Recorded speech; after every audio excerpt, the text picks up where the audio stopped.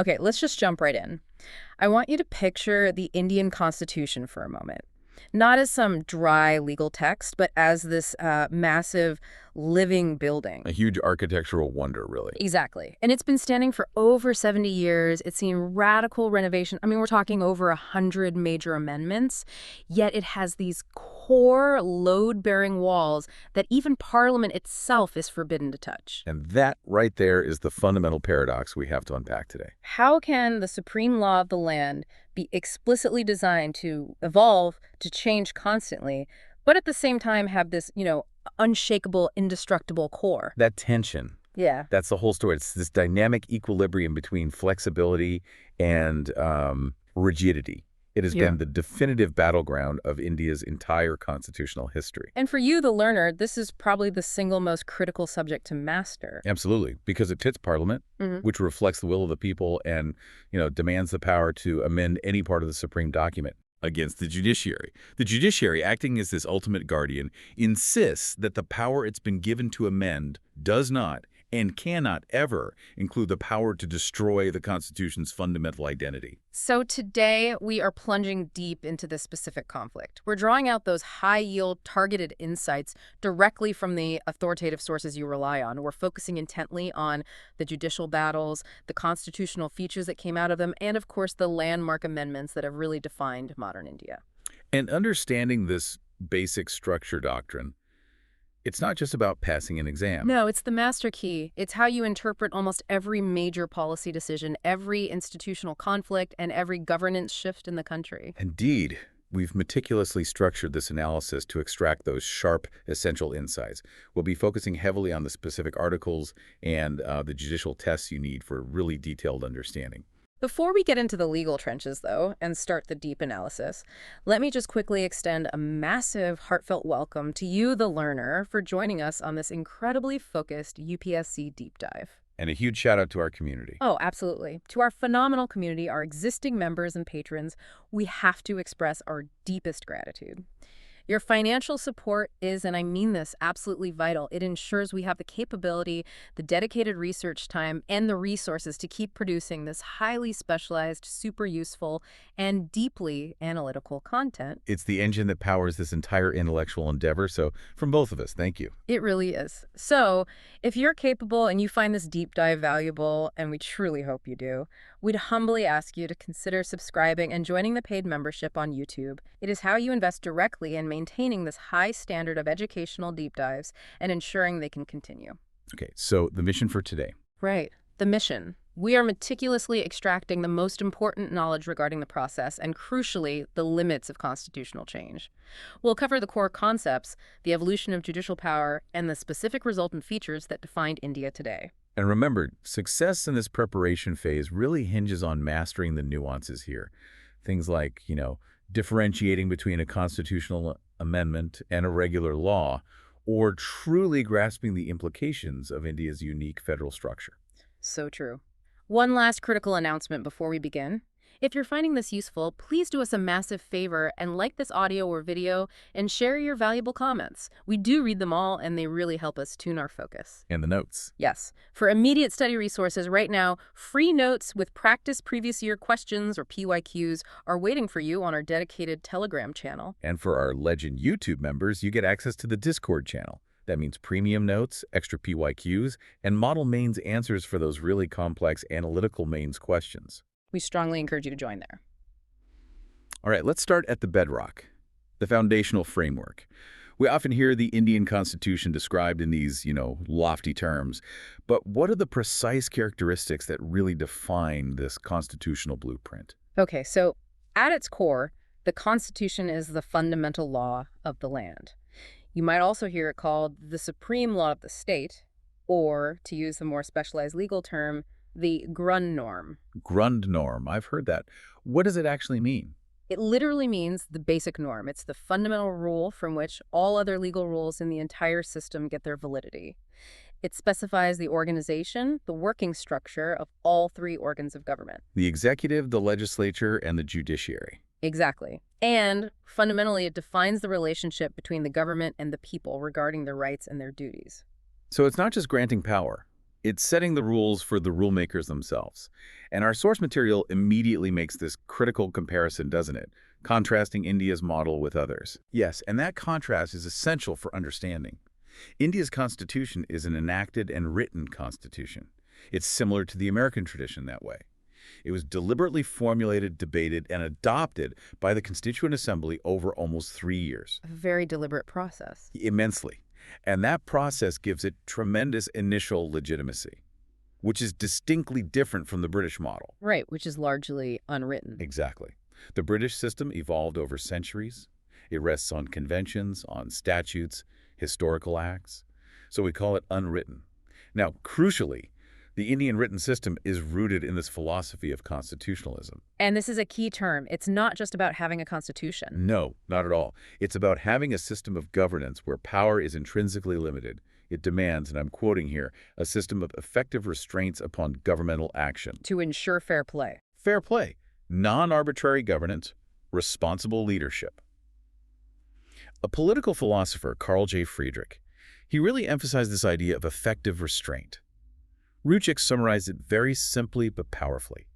Constitutionalism means limited government. It's the direct opposite of arbitrary or despotic rule. So the very structure of the document, with fundamental rights, judicial review, the federal distribution of powers, is all designed to enforce that limitation. That's the architecture of restraint. That concept is so central to a functioning democracy. It prevents the state, even a democratically elected one, from becoming all-powerful. Now, let's talk about the historical context of its drafting, this commonly cited idea of the borrowed constitution. Right. Dr. B.R. Ambedkar, the chief architect, was very clear on this. When critics suggested it was just a patch-up job, bits and pieces from around the world. He had a famous comeback. He did. He countered that the Constitution was framed after ransacking all the known constitutions of the world. This wasn't plagiarism. It was very careful selection. It was critique and a highly refined adaptation. It was about taking the best practices that were suited for the unique Indian context of unity and diversity. And we can break down those major influences into, what, 3 main parts? 3 structural parts, yes. And they really define the document's character. First, you have the structural part. Okay, what does that cover? This is the organizational setup, the framework for administration, the distribution of powers between the center and the states, the details of the emergency provisions. This is derived, to a very large extent, from the Government of India Act of 1935. So it provided a kind of administrative continuity from the colonial era. Precisely. It ensured that the new state machinery could start functioning immediately without having to invent every single procedure from scratch. It was very pragmatic. So that's the pragmatic part. But then we have the philosophical part, which gives the document its soul, its ethical core. That's a great way to put it. The fundamental rights, which are in Part 3, guarantee basic civil and political liberties to individuals. They draw major inspiration from the American Constitution and its Bill of Rights. These are enforceable rights, limiting what the state can do. Yeah, absolutely. Then, conversely, you have the Directive Principles of State Policy, or DPSP, in Part 4. These outline the social and economic goals, the mandate for the state. And these draw heavily from the Irish Constitution. But the DPSP are non-justiciable. Correct. You can't sue the government to enforce them, but they're still considered fundamental in the governance of the country. So America for individual freedom, Ireland for the welfare state concept, and finally, the political part, the actual machinery of democratic governance. That's largely a product of the British Constitution. We adopted the principle of the cabinet government, the Westminster model, where the executive is responsible to the legislature. So the prime minister and the cabinet are responsible to parliament. Exactly. Those detailed relations between the executive and the legislature are rooted in British parliamentary democracy. It ensures stability and accountability through that principle of collective responsibility. This blending of influences really results in a unique structure. It's a system that, uses the vocabulary of federalism but often acts with a strong unitary bias. And this is the genius and the flexibility of the design. Article 1 of the Constitution is highly deliberate in its wording. It describes India as a union of states, not a federation of states. That phrasing carries immense constitutional weight, doesn't it? Immense. Ambedkar explained its intent very clearly. There are 2 key implications. First, it implies that the Indian Federation is not the result of an agreement among the states. Unlike the American model. Right. In the U.S., states voluntarily came together to form the Union. That's not what happened in India. And second, and this is critical, no state has the right to secede from the Union. A vital provision, especially right after partition. Absolutely. It emphasizes the absolute permanence and indivisibility of the Indian Union. Legal scholars often summarize it this way. We are an indestructible union of destructible states. That destructible states point is huge. It really shows the unitary bias right away. Parliament can unilaterally change the name, the boundaries, the area of any state. By a simple majority vote in Parliament? And they don't even need the state's mandatory consent. That is a massive power, demonstrating the center's dominance in territorial matters. And this unitary tilt is reinforced through a bunch of other mechanisms, right? Yes, mechanisms built for maximum flexibility, particularly during crises or for administrative homogeneity. Beyond that flexible procedure for state formation, you see a few other key features. Let's list them out. What are they? Okay, 1. A strong center. The Union list contains more important subjects than the state list, and the center has the residual powers of legislation. 2. Single constitution. Both the Union and the states operate under the same constitutional text. Unlike the U.S., where states have their own constitutions. Correct. 3. Single citizenship to promote national unity over regional identity. 4. An integrated judiciary. The Supreme Court sits at the apex, enforcing both central and state laws, ensuring a uniform legal system. And even in the Rajya Sabha, the representation isn't equal for all states. No, it's based on population, unlike the U.S. Senate. It's another reflection of that unitary principle. And then there are the All India services, which play a less visible but equally vital role. The steel frame of India, as it's often called, the AIS, like the IAS, IPS, and IFOS, are recruited and trained by the center, but they're posted in the states. They occupy key administrative posts under the immediate control of the state government, but their ultimate disciplinary control rests with the central government. So it's a powerful institutional mechanism for ensuring consistent administrative policy and central influence. A very powerful one.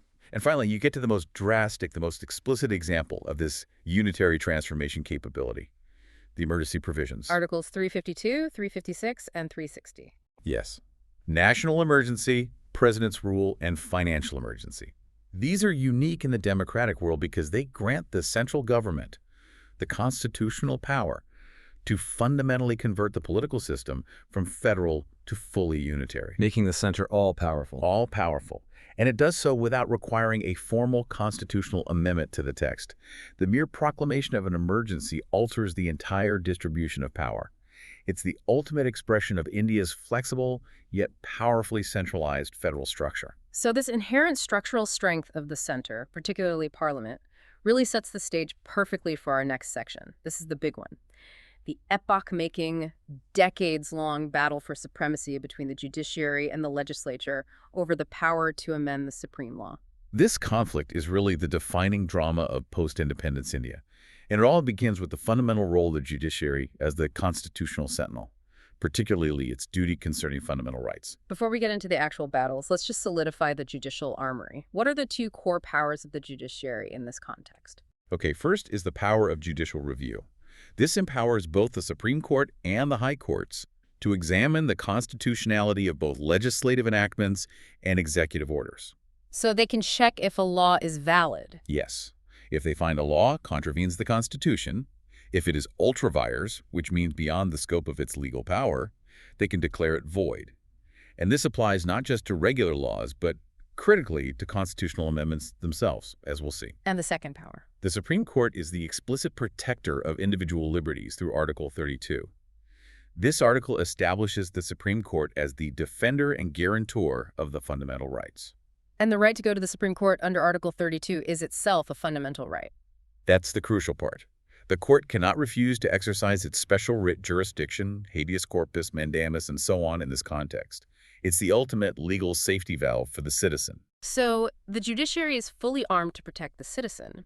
This inevitably brings it into direct conflict with Parliament when Parliament tries to change the very scope of those rights, often to fulfill the goals laid out in the DPSP. And that's the battle. So let's dive into the three critical phases of the battle for control over Article 368, the amending power. We begin with Phase 1. Parliament is supreme. And this era was defined by the first major constitutional challenge, the Shankari Prasad case in 1951. Right, and it was affirmed later in the Singh case in 65. The immediate context was the First Amendment. which introduced provisions for land reform and special treatment for backward classes. This challenged the right to property and equality clauses. So the core legal question was, can Parliament just change the fundamental rights? Exactly. Can its power under Article 368 extend to modifying, abridging, or taking away fundamental rights? In Shankari Prasad, the Supreme Court unanimously ruled that yes, Parliament could amend them. What was the logic there? The logic was this. A constitutional amendment, enacted under Article 368, was an exercise of the constituent power of Parliament. Therefore, it was not considered law within the restricted meaning of Article 13(2). Okay, why does that distinction between a constitutional amendment and a law matter so much? Because Article 13(2) explicitly says that the state shall not make any law that takes away or abridges fundamental rights, and any law made in contravention shall be void. Ah, I see. So, by declaring an amendment not to be law for the purposes of Article 13, the court essentially gave Parliament an unfettered sovereign hand over the entire Constitution, including the fundamental rights. So this established the initial doctrine of parliamentary supremacy. For almost 2 decades, yes. It allowed Parliament to pass several politically necessary amendments, especially around land ceilings and reservation policies. Until we get to Phase 2, fundamental rights are immutable. This was the Golak-Nath case in 1967. And the Golak-Nath ruling dramatically overturned Shankari Prasad.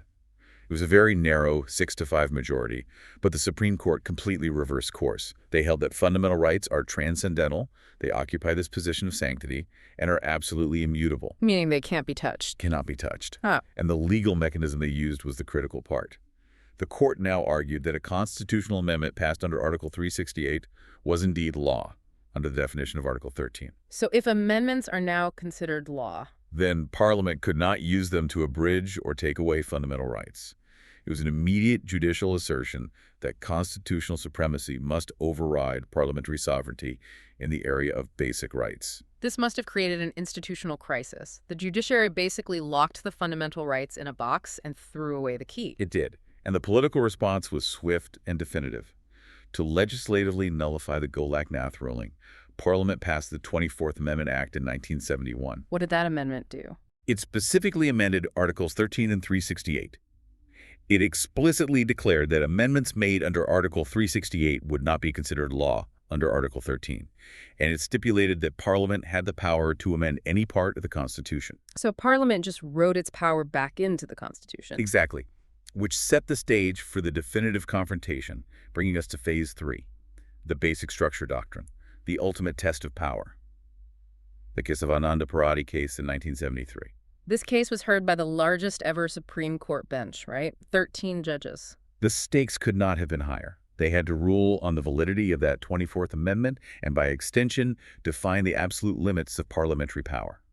The final judgment was decided by the slimmest possible majority, 7 judges to 6. So what was this nuanced middle path they carved out? Well, the court upheld Parliament's right to legislate the 24th Amendment. It affirmed that Parliament does have the power to amend any part of the Constitution, so it overruled the restrictive Golak-Nath verdict. But There's always a but. there's always a but. The critical qualification was that the power to amend under Article 368 is a limited power. It does not include the power to alter, abrogate, or repeal the fundamental identity of the Constitution. So the power to amend does not include the power to destroy. How did they define this unalterable core? Well, the court didn't provide a precise, exhaustive list, but it established the principle that there is an unwritten, unalterable core, the basic structure, that preserves the Constitution's foundational identity. The majority of judges provided lists of features they considered fundamental.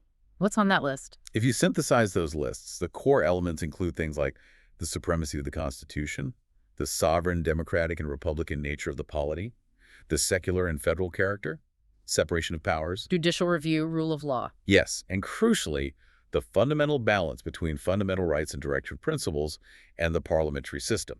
That list is a critical takeaway. So if we were to use an analogy, how can we make this distinction stick in our memory? Think of the Constitution as a house built on certain load-bearing walls. Parliament has the power to renovate. It could redesign the rooms, change the furniture, even add new wings. Those are the amendments. But They can't touch the load-bearing walls. it cannot, under any circumstances, take down those load-bearing walls, secularism, federalism, rule of law, because that would cause the entire house, the constitutional identity, to collapse. The Basic Structure Doctrine is the legal mechanism ensuring those walls remain intact. The doctrine was established in 73, placing a check on parliamentary power. But Parliament soon tried to test the absolute limits of that check right after the emergency. Which leads directly to the ultimate defense of the doctrine, the Minerva Mills case of 1980. During the emergency, Parliament passed the notorious 42nd Amendment Act of 1976, often called a mini-constitution. And this amendment tried to completely undermine the Kesavananda ruling. Completely. It inserted new clauses into Article 368, explicitly stating that Parliament's power to amend was unlimited and that no constitutional amendment could be challenged in any court on any ground. A direct legislative attempt to destroy the Basic Structure Doctrine itself. It was. And in Minerva Mills, the Supreme Court nullified those sections.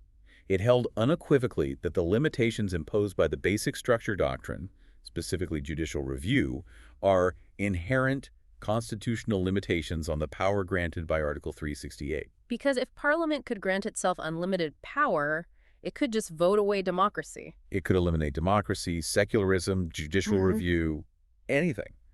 The court said the limited nature of the amending power is, in itself, a basic structure feature. And Minerva Mills also identified another core constitutional balance as an unalterable feature. The balance between fundamental rights and directive principles. Exactly. The court held that the harmony, the balance between Part 3 and Part 4 is an essential element of the basic structure.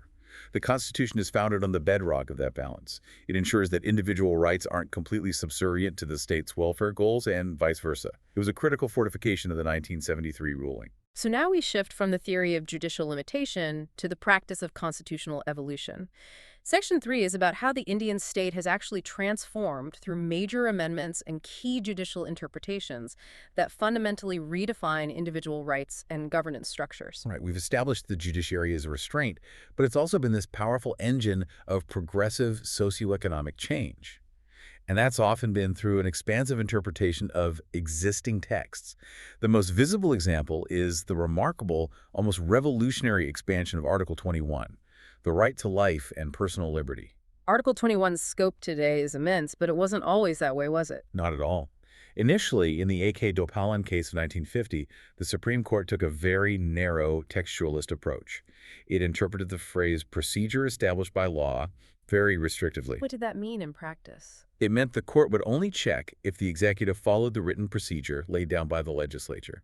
So if Parliament enacted an arbitrary law, as long as the executive followed that law, the action was constitutional. So it only protected citizens from arbitrary executive action, not arbitrary legislative action. Precisely. This gave the legislature immense power. But that changed fundamentally with the Maneka Gandhi case in 1978. That case was pivotal. It overruled the restrictive Gopalan interpretation. And it established a new test. The triple test. For any law affecting life or liberty, the procedure established by law must be fair, just, and reasonable. This effectively infused the principles of natural justice and, more broadly, the American concept of due process of law into Article 21. So the test now focuses not just on the procedure, but on the substance of the law itself. Exactly. If a law is arbitrary, unfair, or unreasonable, it violates Article 21, even if it was validly enacted by Parliament. This single ruling opened the floodgates, allowing the Supreme Court to declare a vast number of previously unwritten rights as integral parts of the expanded definition of life under Article 21. What are some of the most prominent rights that have been judicially included under that umbrella? The list is crucial for any learner because it reflects the judicial concept of human dignity. So you have the right to live with human dignity, the right to livelihood, the right to health and medical aid. The right to free education up to 14 years. Right, which was later constitutionalized by the 86th Amendment. You have the right to a speedy trial, protection against solitary confinement, and of course the right to privacy, which was solidified in the K.S. Pittaswamy judgment in 2017. And even the right to a decent environment. That judicial dynamism, molding the law to suit changing social codes, is such a hallmark of the Indian system. And on that note, we have to highlight the shift encapsulated in the Navtej Singh Johar case of 2018. That case is an exceptional example of fundamental rights operating in tandem. The Supreme Court decriminalized consensual homosexual acts by partly striking down Section 377 of the Indian Penal Code. The ruling wasn't based on a single article, but a comprehensive reading of several. So which rights were seen as violated by the criminalization of private acts? The court argued that Section 377 violated the right to equality, Article 14, by creating an arbitrary classification, the right to non-discrimination, Article 15, the right to freedom of expression, Article 19, which includes sexual expression, And Article 21. and most critically, the right to live a life of dignity and privacy, Article 21. The ruling affirmed that identity and sexual orientation are essential attributes of dignity and that LGBT persons are entitled to the same fundamental rights as any other citizen. A massive evolution in legal recognition of personal autonomy. Okay, let's move on to socioeconomic policy embedded in the Constitution through recent amendments. The 103rd Amendment of 2019, introducing the EWS quota, is a major contemporary structural shift. It is. The 103rd Amendment provided for up to 10% reservation for economically weaker sections, or EWSs, in educational institutions and public employment. And crucially, this was done by adding new clauses to Article 15 and Article 16. And the significance here is that it's the first time reservation is based purely on an economic criterion. Purely. Separate from the historically recognized criteria of social and educational backwardness used for SEs, STs, and OBCs. However, the policy context for all reservation is defined by that historical landmark established decades earlier, the Indra or Mandel case from 1992. Right, which was arguably the most significant judgment on reservation policy. It was. It examined the scope as Article 16.4. The Supreme Court emphatically upheld the constitutional validity of the 27% reservation for the other backward classes, or OBCs. But the ruling also established two crucial riders that define policy even today: the 50% ceiling and the creamy layer exclusion. Absolutely. The court established that the total reservation provided for all groups, SEs, ST, and OBC, should not ordinarily exceed 50% of the vacancies. That 50% rule is still the standard legal boundary. And furthermore, the court mandated the exclusion of the creamy layer. The socially, educationally, and economically advanced sections among the OBCs. Yes. They were excluded from the list of beneficiaries. This was to ensure that the policy benefits reached the truly disadvantaged and to prevent elite capture of reservation benefits. It reinforces the principle that reservation is a tool for addressing backwardness, not just poverty. Next up, fiscal federalism. The 101st Amendment of 2016 created the GST Council, moving the country toward a mandatory cooperative tax regime. This was a paradigm shift in financial relations. Before this, the center and states largely operated in separate, divided spheres of taxation. The 101st Amendment introduced the Goods and Services Tax, GST, and critically established the GST Council under Article 279A. A mandatory joint forum of the center and the state. Yes, and that transformed decision-making. It moved from unilateral or bilateral action to institutionalized consensus building. The Council is tasked with making recommendations on all key aspects of the tax, the rates, exemptions, thresholds, administrative rules. And the structure of the council itself is a constitutional innovation. It is. The center has a voting share of 1/3, and the states collectively have 2/3. And decisions require at least a 3/4 majority of the weighted votes. Now, some critics argue that the center's 1/3 vote gives it an effective veto. That criticism highlights the ongoing tension. The design of Article 279A does indeed ensure the center holds significant leverage.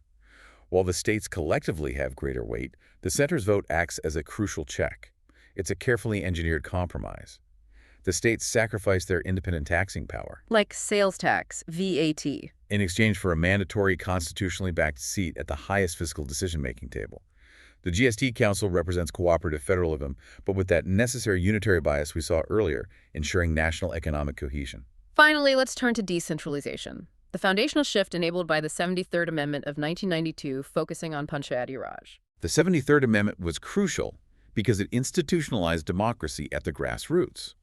It gave constitutional status and protection to Panchayati Raj institutions, the rural local bodies. Before this, local governance was a discretionary state subject. Leading to erratic functioning, long gaps between elections. And very little financial accountability. The amendment mandated several key structural shifts across the entire country. A uniform 3-tier system, for example.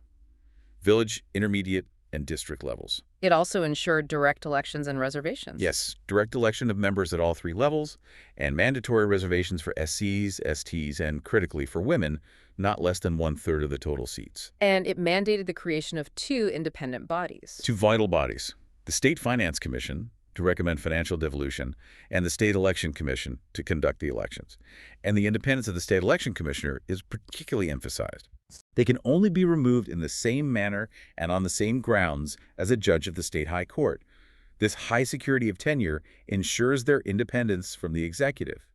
It's an extension of that basic structure, feature-free and fair elections, all the way down to the village level. Okay, we've built the foundation, we've explored the great judicial conflicts that define the basic structure, and documented the major structural shifts. Now, in this section, we need to connect this knowledge directly to the major themes and analytical questions that a civil service aspirant faces. Right. This is where we transform theoretical constitutional knowledge into applied governance understanding. Let's start with how constitutional provisions connect directly to large-scale socioeconomic planning, specifically through the Directive Principles of State Policy, or DPSP. The DPSP, they're non-justiciable, so you can't go to court to enforce them, but they are absolutely critical to the state's character. Absolutely. Article 37 states clearly that these principles are fundamental in the governance of the country, and it shall be the duty of the state to apply these principles in making laws. They embody the concept of a welfare state, which aims for comprehensive programs rather than just a police state, which only maintained law and order. And specific articles like 39B and C have a direct mandate. A very direct mandate. They require the state to direct policy towards securing that the ownership and control of material resources are distributed for the common good and to prevent the concentration of wealth. So these principles provide the ethical and social mandate for Parliament's actions. How does this connect practically to a specific governance theme like land reforms? Land reforms are the most potent historical example of the state using its legislative power to fulfill these DPSP goals. The goal was securing socioeconomic justice and reducing inequalities in the agricultural sector. So states passed land reform laws to change the old zamindari system. Almost all states did. But these laws often faced challenges in court because they violated the fundamental right to property before it was removed as a fundamental right in 1978. So how did the Constitution prioritize the DPSP goal of social justice over the fundamental right to property? That is the essential legal mechanism to understand. Parliament enacted several amendments, particularly the First Amendment, which introduced Article 31A, 31B, and 31C. And these acted as a shield. And an effective shield. They protected certain categories of laws, specifically those dealing with the acquisition of estates, land ceilings, or abolishing intermediary systems, from being challenged on the grounds that they violated fundamental rights like Articles 14 and 19. So it was a clear constitutional design choice. It's a very clear choice. Yeah. In cases where laws sought to implement DPSP goals like securing the common good, the DPSP were given legal precedence over the fundamental rights. The welfare state mandate could override individual property rights for the greater good. That's a perfect example of DPSP driving policy. Let's pivot now to governance and tribal administration, linking this to the critical issue of internal security. This is where we analyze Article 244 in the Fifth Schedule, which governs the administration of scheduled areas and scheduled teams in many states.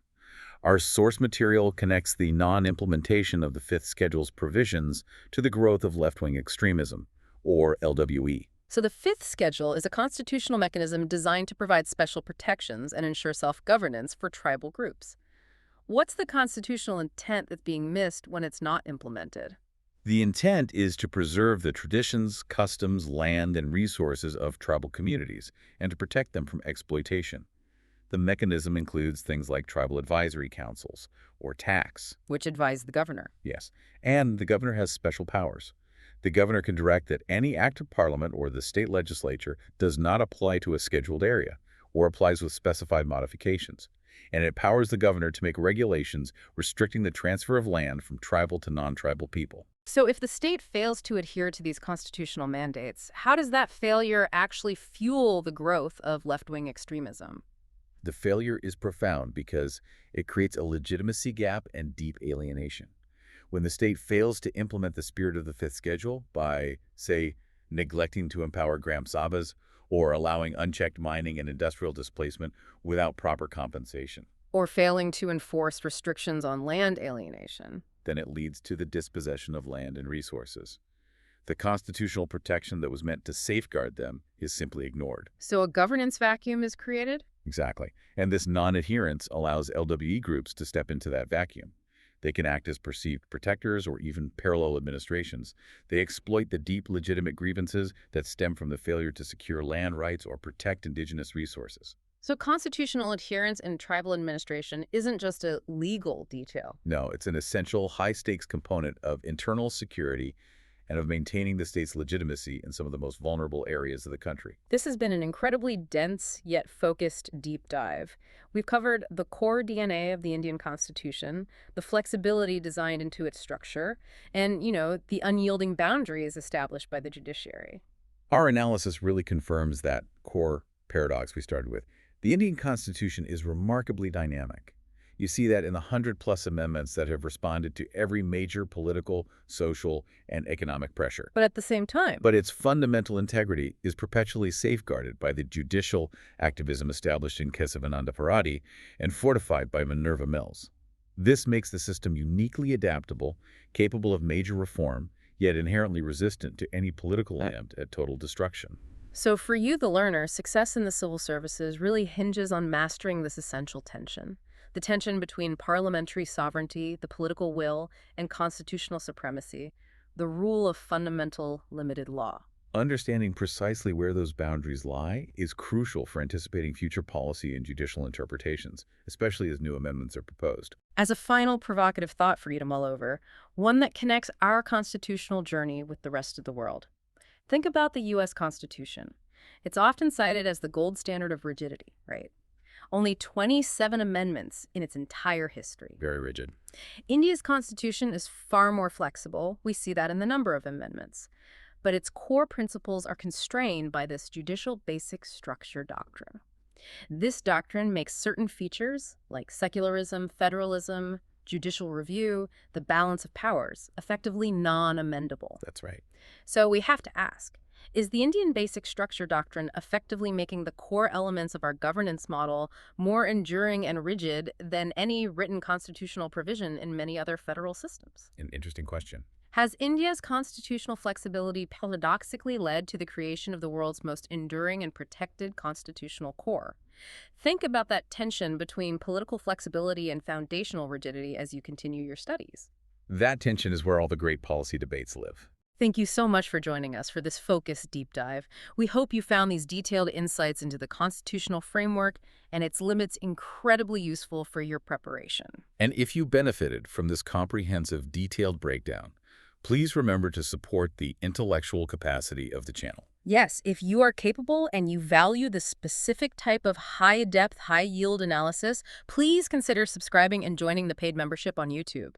Your investment in this resource ensures we can sustain the creation of this detailed, targeted UPSC content for you and for future aspirants. And don't forget your critical study resources. Free notes, including practice PYQs tailored to these concepts, are available right now on our Telegram channel. And for our Legend YouTube members, head over to the Discord channel for premium notes, extra PYQs, and model mains answers for those highly analytical governance questions.